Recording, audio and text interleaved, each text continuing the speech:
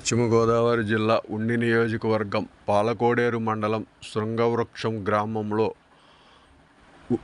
ఉండి అభ్యర్థి మంతెన రామరాజు, నియోజకవర్గ జనసేన ఇన్ఛార్జ్ జుత్తుక నాగరాజు, తెలుగుదేశం, జనసేన, బీజేపీ పార్టీల ఐక్యతతో బాబుతో నేను మరియు ఇంటింటికి తెలుగుదేశం, జనంలో జనసేన, ఇంటింటికి మన రాంబాబు కార్యక్రమం నిర్వహించడం జరిగింది. ఈ కార్యక్రమం ద్వారా గ్రామాల్లో 8 కిలోమీటర్ల మేర పాదయాత్రగా ప్రతి ఇంటికి వెళ్ళి ప్రజలకు జాతీయ అధ్యక్షులు నారా చంద్రబాబు నాయుడు, జనసేన అధ్యక్షులు పవన్ కళ్యాణ్ ప్రజలకు ఇచ్చే పథకాలు వివరిస్తూ కరపత్రాలు ఇవ్వడం జరిగింది. రాబో రోజుల్లో తెలుగుదేశం, జనసేన, బీజేపీ మేనిఫెస్టోలోని పథకాలు వివరించారు. ఈ కార్యక్రమంలో నియోజకవర్గ తెలుగుదేశం, జనసేన, బీజేపీ నాయకులు, మండల పార్టీ అధ్యక్షులు, క్లస్టర్ ఇన్ఛార్జీలు, బూత్ ఇన్ఛార్జీలు, గ్రామ పార్టీ అధ్యక్షులు, మండల కమిటీ సభ్యులు, మహాశక్తి టీం మెంబర్స్, జనసేన వీర మహిళలు మరియు గ్రామంలోని ముఖ్య నాయకులు, కార్యకర్తలు పాల్గొన్నారు.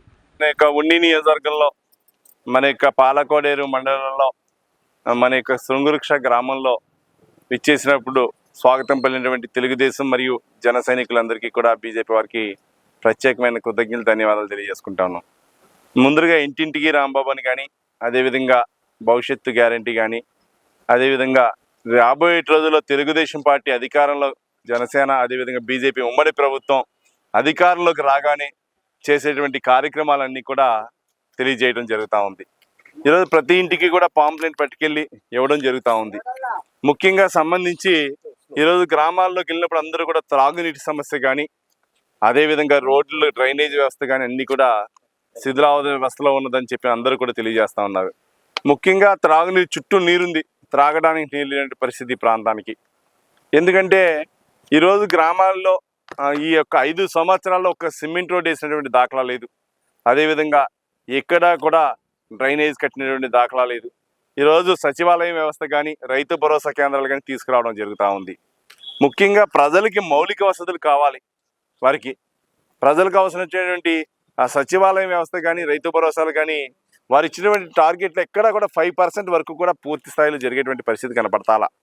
ఈరోజు ఏదైతే రైతు భరోసాల్లో రైతులకి అందించేటువంటి సేవలు ఏవైతే ఉన్నాయో ఆ సేవలు ఎక్కడా కూడా పరిపూర్ణంగా జరిగేటువంటి పరిస్థితి కనపడతాలా.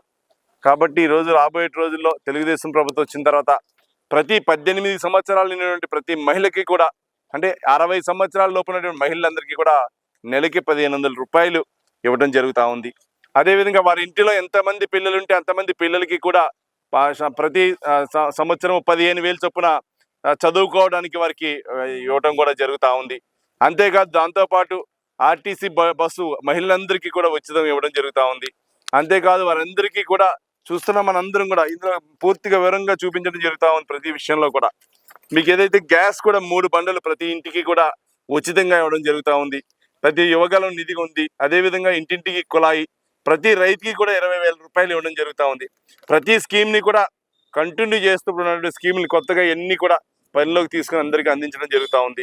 అదేవిధంగా రాబోయే రోజుల్లో చంద్రబాబు నాయుడు గారు, పవన్ కళ్యాణ్ గారు, మోడీ గారి నాయకత్వంలో విజయభేరి ప్రకటించి అందరం కూడా ఒక వన్ సైడ్గా తెలుగుదేశం పార్టీని ఎప్పుడు కూడా 10వ పర్యాయం జరుగుతూ ఉంది. తెలుగుదేశం పార్టీ ఆవిర్భావం నుంచి 8 పర్యాయాలు తెలుగుదేశం గెలవడం జరిగింది. ఒక్క పర్యాయం మాత్రం కాంగ్రెస్కి వెళ్ళడం జరిగింది.